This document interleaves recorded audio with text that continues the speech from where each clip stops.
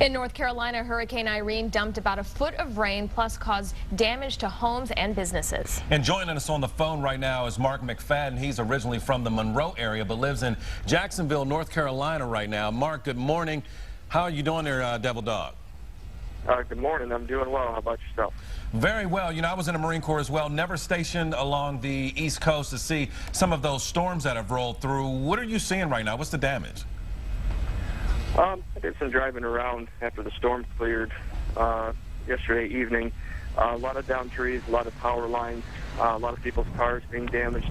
Houses, for the most part, I live a little bit inland, so the houses that I can see, just some shingles missing, some small barns and buildings have been blown over and smashed by trees. The coastline, however, was damaged pretty extensively. The place where we go fishing, some of the gas stations have actually been destroyed. A lot of cars have been moved around and destroyed. A lot worse than we were seeing here.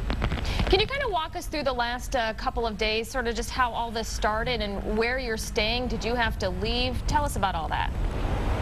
We had a voluntary evacuation for the area that I'm in. I'm not in the flood-prone area. Being inland, we didn't have to leave. And I wasn't foreseeing it to be that bad.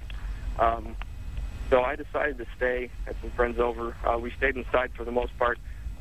What we actually saw was about Friday afternoons when everything started to roll in, just wind and rain constantly. It was almost like we had a tornado basically hovering over my house since Friday afternoon, Friday evening, about 6, 7 o'clock, until yesterday at about the same time, probably about 7, 8 o'clock yesterday evenings when everything started to clear out. So, Mark, the other question we have for you is, how does Hurricane Irene compare to the storms you've witnessed and experienced living in Michigan? No contest. I live pretty close to Lake Erie where I live in Michigan, and I've experienced a little bit of wind, I guess you could say, off of the lake and rain, but nothing like it is here. The rain is completely sideways.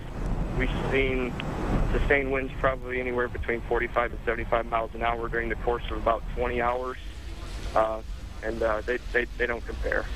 Nothing like it is in Michigan is like it is here. And what about friends that you have there? I mean, have they had to be evacuated? What's the power situation for them? I did have a few friends that actually live in the Sneads Ferry and Topsail area down here that live closer to the water. They did have a mandatory evacuation, and they had to be evacuated no later than 6 p.m. Friday. A lot of them came in inland and stayed with friends, or they went actually towards Raleigh. All right. Thank you, Mark McFadden. Thanks so much for joining us this morning, and good luck to you. Thank you very much. Thanks for having me. Thanks, Mark.